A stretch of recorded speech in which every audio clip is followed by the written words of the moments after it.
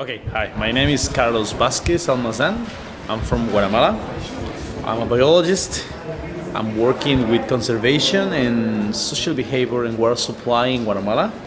We are trying to improve a network of amphibian conservation sites through the country, and we choose to have now different strategies to try to implement conservation issues in every area, which is different because some areas are with the indigenous communities in the highlands that is difficult to access, but one particular thing that every area has is that still have a good coverage of forest, and the natural resources is still well preserved, and we want to put on focus with the agencies in the country that they should be in charge to think about that we need for the future to protect these natural resources. And we start to work in the mountains, in the highlands, especially with the indigenous communities.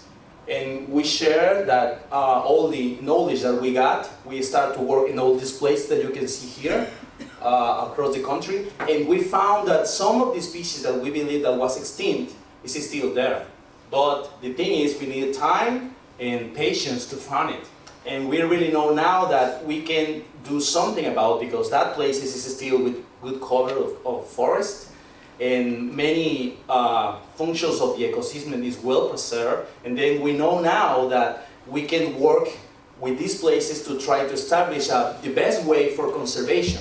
And the big challenge now is that every place is different. Every place presents different opportunities to work.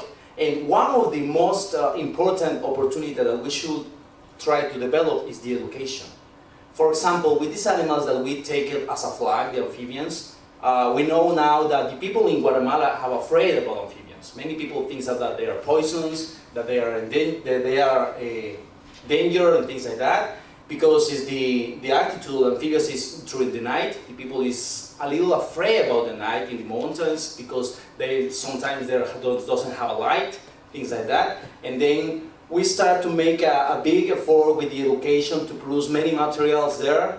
I want to say sorry because I'm planning to bring materials to share with you, but my bag is lost in the plane and then I don't have the material. I also maybe arrive, maybe today or tomorrow, and I can share to you. And we try to work with the people, and it's a little difficult because some of the people in Guatemala can speak Spanish as me, but the rest of the people have indigenous languages. I asked, explain me how much. And he said that he took the frogs and put on the skin. And they see that, and something good happen.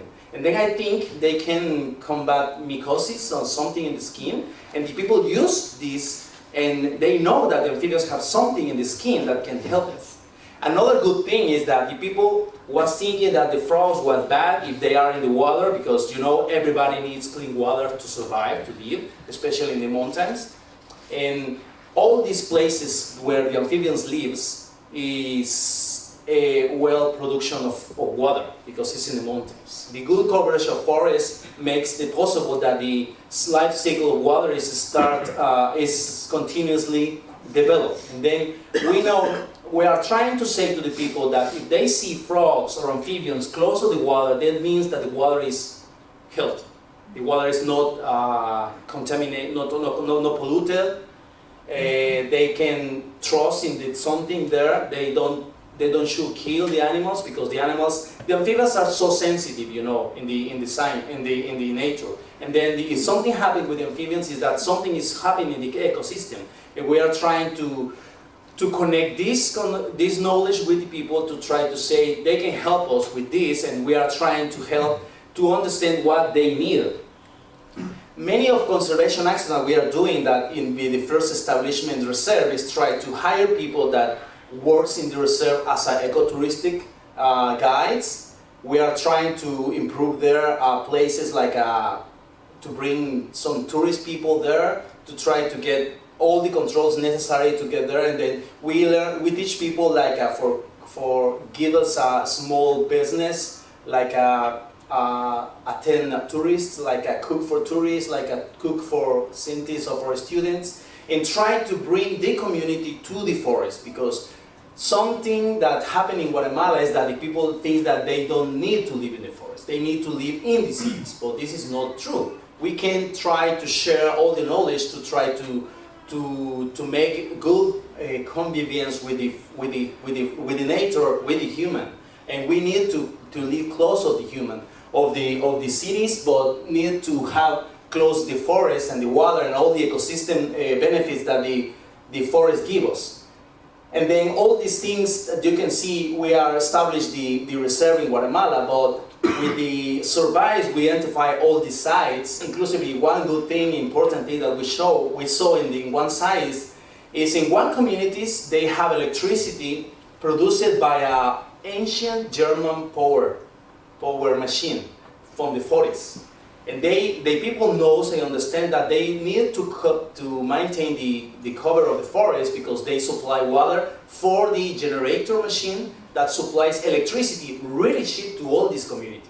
And then places like this, we learn now that every site for conservation should have different strategies. And we are trying to develop, for example, something for give different opportunities to sustainable agriculture for the people, especially in the highlands, because some of the indigenous people that doesn't speak Spanish have different cultural relations with the nature. They use the land, they use the water, they use the forest, they use the animals inclusively, like I told you about the frog.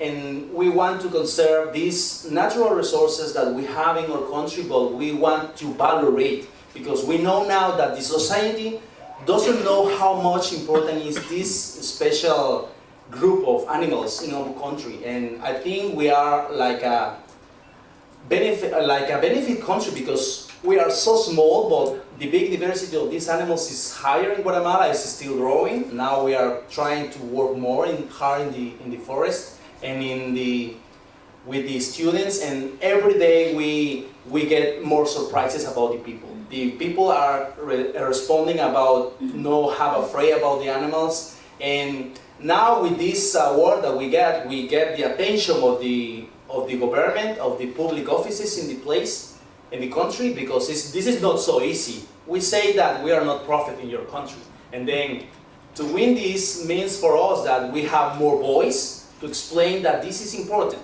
And the real thing is that we use amphibians as a flag. We understand as a biologist that they are important, but really important is to conserve the fragile ecosystem and the relation between the human and the nature. And we want to share this and to teach this for our society for the future. Still time? We started a little late, so if it's very urgent, say it.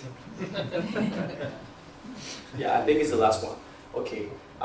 Really, I used to work, as I told you, as a scientific in the university. But with this work in the field, I started to share more knowledge with the people and learn more things about what the people can tell me. And then we know now that we need to develop different type of strategies to try to conserve all this important place. Guatemala still have about 30% of its original cover forest in our country, but this is disappearing really fast. You know, the pressure for the forest is really big, and for future, one of the big risks is that the climate change, because we are in the isthmus in Central America, we have a lot of damage because of the climate change, with the storms, with hurricanes, and then we need to be sure that the people understand that the forest should be protected, because this can mitigate all many impacts that can happen with the hurricanes and these things. And sometimes I discuss with the people, and somebody requests, why you want to save frogs? We need food, we need houses, we need water, we need social development.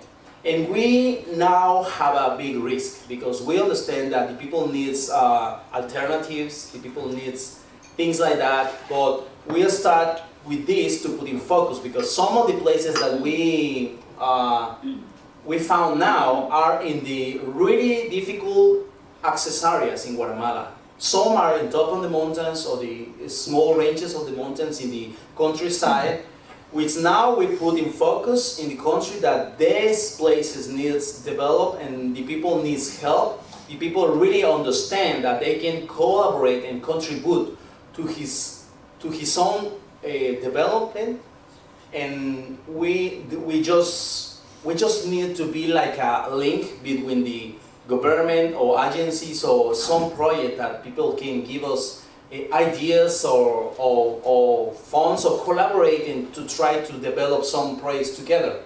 Some scientists argue that we are now in the 6th mass extinction of animals in the world, and the only completely group that is really in danger is the amphibians in all the world. And this is just some part of the things that we need to know and that we can do with the linking of the development, because something that we emphasize to the people in the society, that if you live close to the protected area, if you live close to that areas, you can have fresh air, you can have healthy water, you can have many resources that you can develop if you really know how to do it. And we don't want to say to the people, you can't go in, because I think the big challenge for us is to try to empower the communities and to share with them the encourage to preserve and to protect the natural resources for the future.